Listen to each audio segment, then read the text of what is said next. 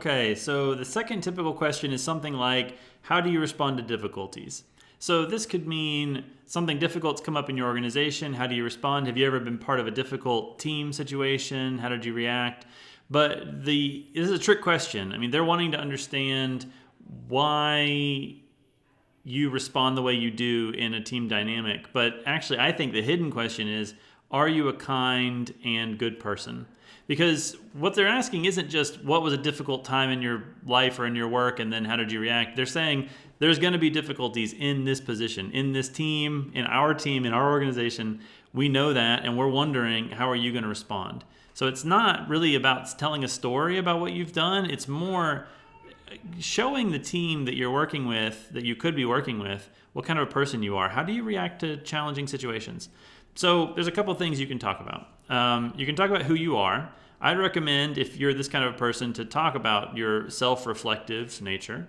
If you're a compassionate, helpful, kind, patient person, that's a great thing to talk about. You could tell a story to explain it, but in general, you're wanting to demonstrate that that's the kind of person you are. That's the kind of person they'd be dealing with. You can also explain that through your tone and your calm in actually answering the question. Again, you're going to have difficulties in this job and in this situation that you're signing up to be part of, and they're wanting to understand how you're going to react. If you can also explain any situations where you've worked with a team and then again make it real for them so they can imagine working with you, that's going to be really helpful.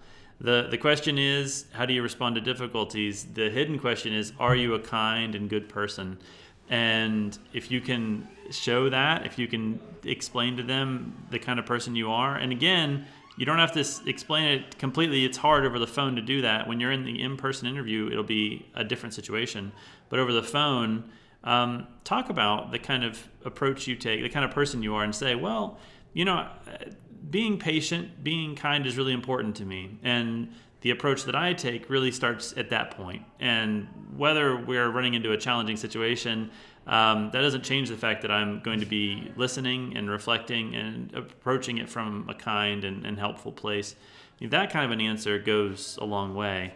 And it helps the team that's listening to you think, okay, I could work with this kind of a person. I'd enjoy working with this kind of person. That's the ultimate answer you're trying to get to. So good luck with the second type of question.